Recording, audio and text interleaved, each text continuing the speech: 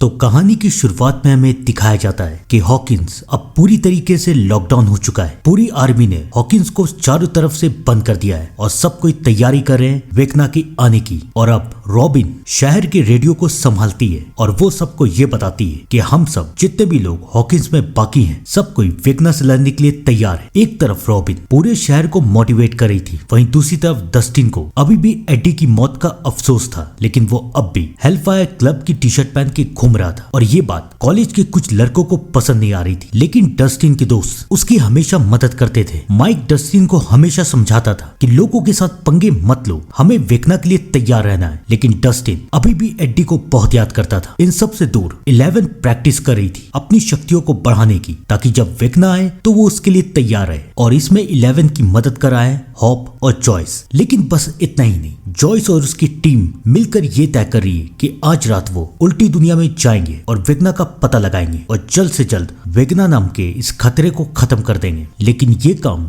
जितना सुनने में आसान है उतना बिल्कुल भी नहीं है। इन लोगों को आर्मी से बचते हुए उल्टी दुनिया के अंदर जाना है और वेकना इतनी आसानी से इन लोगों के हाथ तो आएगा नहीं। वो लोग प्लान बना ही रहे थे कि तभी विल को कुछ एहसास होता है, लेकिन उसके बाद सबको ऐसा लगता है कि शायद विल नर्वस हो रहा है। इन सब से दूर आर्मी की पूरी एक टीम और डॉक्टर के एल को ढूंढ रहे हैं, क्योंकि उन्हें एल की जरूरत है। हॉप और एल को भी ये पता था, तो इसलिए हॉप नहीं चाहता था कि एल कहीं बाहर निकले। एल उसके साथ उल्टी दुनिया में जाना चाहती थी, लेकिन हॉप उसे हर बार मना कर देता था, क्योंकि वो जानता था कि आर्मी और वेकना दोनों एल को ढूंढ रहे हैं और एल की जान खतरे में। खैर कहानी आगे बढ़ती है और धीरे धीरे रात का वक्त होता जा रहा है, लेकिन डस्टिन अभी भी एडी को बहुत याद करता है। वो एडी के कब्र में जाता है और उसी वक्त कॉलेज के कुछ लड़के डस्टिन के ऊपर हमला कर देते हैं। माइक और उसके दोस्त इन सारी बातों से अनजान थे। वो डस्टिन का इंतजार कर रहे थे और डस्टिन अभी तक नहीं आया। वहाँ पर एल भी आ जाती है, लेकिन डस्टिन का अभी भी कोई पता नहीं है। रात हो जाती है और उन लोगों को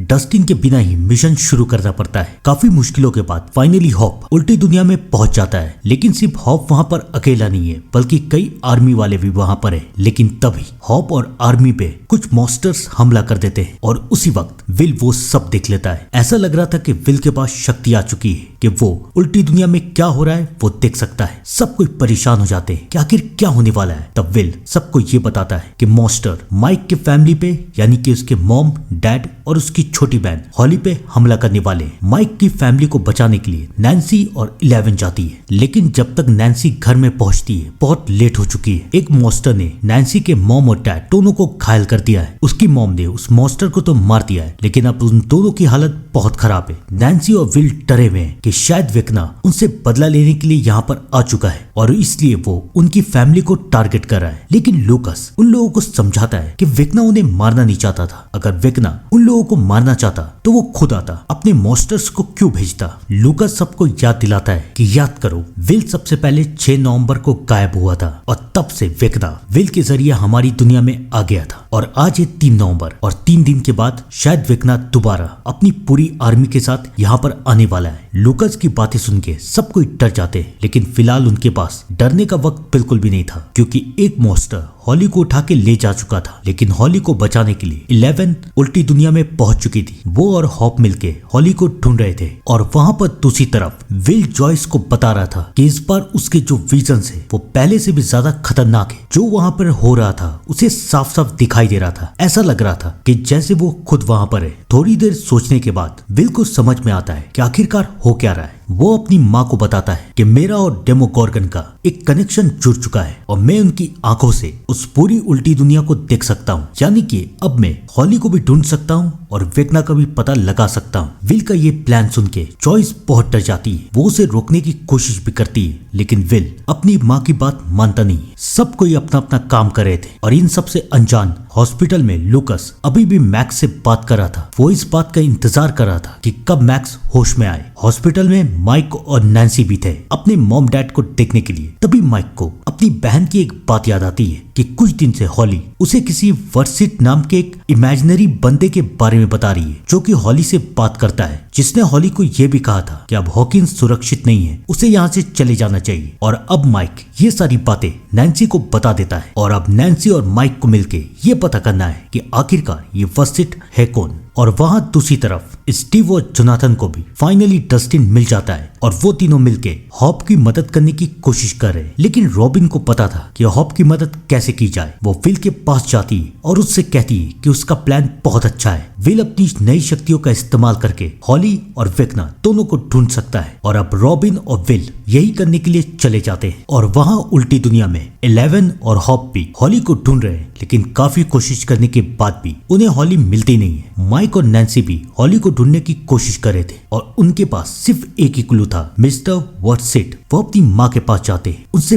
बात करते हैं कि आखिरकार ये मिस्टर वर्सिट है कौन। तो उनकी माँ बताती है कि एक दिन स्कूल में टीचर ने हॉली को अकेले में बात करते हुए देखा। उन्होंने मुझे बताया और मैंने जब हॉली से पूछा तो हॉली ने मुझे बताया कि एक आदमी है जो कि मेरी मदद करना चाहता है। उसने मुझसे वादा किया है कि वो मुझे, हॉकिंस को, मेरी फैमिली को, सबको बचा लेगा। जब नैन्सी उससे पूछती है कि उस आदमी का नाम क्या था, तब उसकी माँ बताती है कि उस आदमी का नाम है हेनरी और हम जानते हैं कि हेनरी और कोई नहीं बल्कि वेक्ना है। ये खबर सुन के माइक और नैन्सी दोनों डर जाते हैं और इन सब से दूर रॉबिन और विल को ये पता चलता है कि विल अब डायरेक्टली वेक्ना के माइंड से अटैच हो चुका है। यानी कि वेक्ना जब भी अपने शिकार को दिखता है तो विल भी उसे देख सकता है। यानी कि अब शायद विल को ये पता हो वेक्ना का अगला शिकार कौन है। लेकिन बस इतना ही काफी नहीं था, क्योंकि हेनरी यानी कि वेक्ना धीरे धीरे अपने सारे शिकार को अपनी दुनिया में ले जाता जा रहा था। हॉली को ऐसा लग रहा था कि ये उसका दोस्त है और हेनरी बहुत ही चालाकी से हॉली को ये समझाता है कि तुम इसी घर में रहो और मैं धीरे धीरे तुम्हारे दोस्त, तुम्हारे परिवार सबको यहीं पर लाऊंगा। लेकिन एक बात का ख्याल रखना, जंगल में मत जाना, क्योंकि जंगल में तो मॉन्स्टर है। आखिरकार क्यों हेनरी ने हॉली को मना किया? सब्र रखिए, धीरे धीरे सब पता चल जाएगा। और वहाँ दूसरी तरफ विल अपने दोस्तों को बता देता है कि वो ये जान सकता है कि वेक्ना का अगला शिकार आखिरकार कौन है। विल सबको बताता है कि अब वेक्ना का नेक्स्ट शिकार डेरेक नाम का एक लड़का है। और उसके बाद माइक ये प्लान बनाता है कि हम लोग पहले ड्रेक और उसके परिवार को बेहोश करेंगे ताकि वेक्ना को ऐसा लगे कि ड्रेक तो आराम कर रहा है, और उसके बाद उन लोगों को वहां से निकाल देंगे। और जब वेक्ना का मॉन्स्टर ड्रेक को उठाने के लिए वहां पर आएगा